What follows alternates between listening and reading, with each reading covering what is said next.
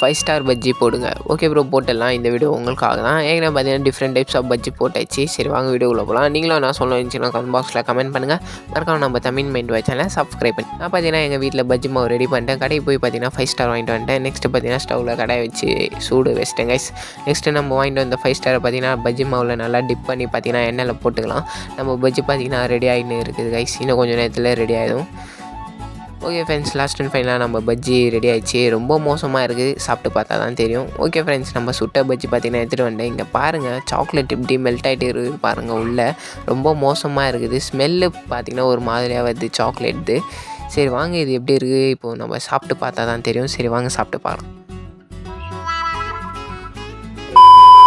Very very very very bad guys. நல்லாவே இல்லை, ரொம்ப மோசமாக இருந்தது. நான் சாப்பிட்டு அப்படியே தூப்பிட்டேன். நல்லாவே இல்லை. சேலஞ்ச் கம்ப்ளீட் ஆகிடுது. நீங்களும் என்ன சொல்லுங்கள் சொல்லுங்கள். மறக்காம நம்ம தமிழ் மைண்ட் சேனலை சப்ஸ்கிரைப் பண்ணிக்கோங்க. பை.